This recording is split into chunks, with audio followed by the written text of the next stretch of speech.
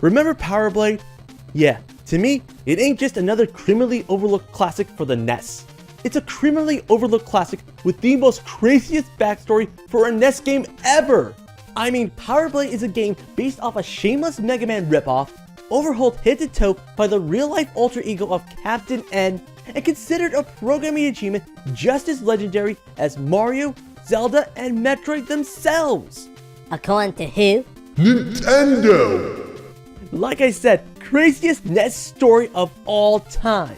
But crazier still is how many games are like Power Blade.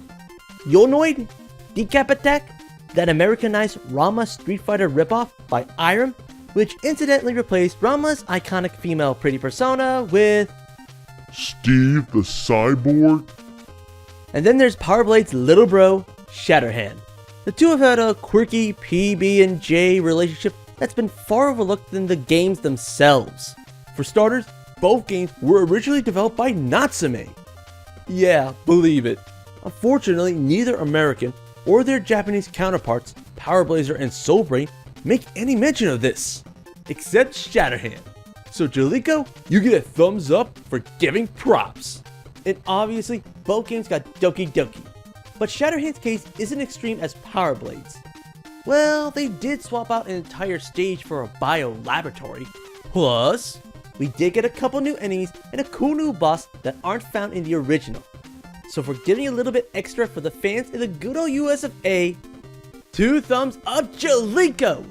And it still gets better! Remember Nova's Power Blade? I know what you're thinking. Shatterhand's got Terminators with Sonic Booms too? Nah, don't be silly. Shatterhand's got Terminators with Flaming Hadoukens! Plus complimentary countdown timer! Yeah, that sucks. But damn!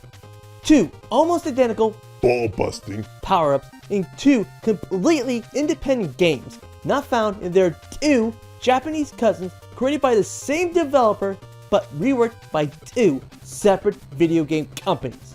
What are the odds? Kinda makes you wonder... Oh my god! It was you all along! Nah, never in our wildest dreams, I think. Anyway, that's all I have to say for Power Blade and Shatterhand, except... Show us that intro again!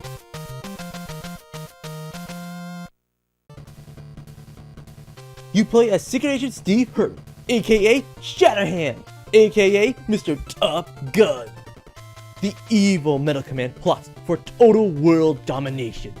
It is up to you and your guns of justice to send them flying. No, literally, your punches do send them flying. BAM! A flying robot? No problem. BAM! Oh, there's a wall in my way? BAM! A speeding bullet? BAM! That's right, he literally stops bullets with his bare hands. Let's see Rick from Splatterhouse top that. Well, he probably would. I mean, he's got unholy strength and fights hellish armies of the undead, which by itself is pretty cool. But I'll tell you what Rick doesn't have, a robot psychic. But not just a robot psychic, but 8 of them. Why does that sound so vaguely familiar? Nah, never mind. Katanas, lasers, flamethrowers, some yo-yo thing, bouncy balls, fire shuriken, and clingy ceiling balls? Whatevs. You wanna talk real firepower? Then the bomb is the bomb. It's so powerful that even bosses flinch with devastating ease. And it still gets better. How? Ta-da! Yes, you upgrade to Terminator by merging with your robotic sidekicks. Though that rings a bell somehow... Ah, who cares? The big obstacle here is pulling off the same combination twice. That means remembering the order they were assembled. If you're off, even by 1 letter, it fails. Or worse, you swap out to a bad robot. Oh, clingy. But if you're like me, there's only one combination you need to know. Bomb, bomb, bomb. It's a no-brainer. Speaking of brains, dude, did you know Shatterhand was based off some super cool show called Tokyo Sunday Soda Brain, dude? So Shatterhand's not just a mega cool game, but it's a mega cool licensed game based off a super cool show, dude. Which proves Blockman's video game fact number 101. Japanese developers know their shit better. Shatterhand, aka Soul Brain, is proof of that. It is an all-around great game. But it's not perfect, and really neither are your robots.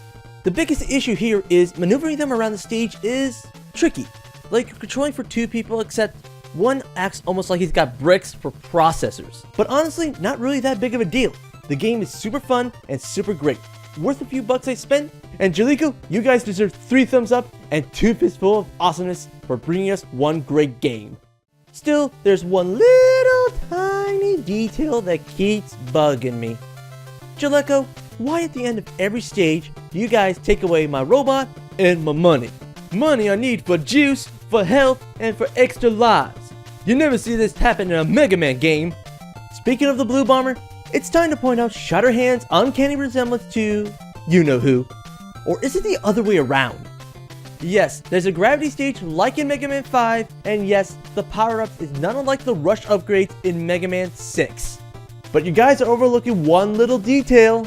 Shatterhand, aka Soul Brain, came out in 1991, before either Mega Man 5 or 6. So Capcom, you got a lot of explaining to do. Like, why can't you guys dream up Mega Man screens as fucking cool as this? Give us that intro one more time.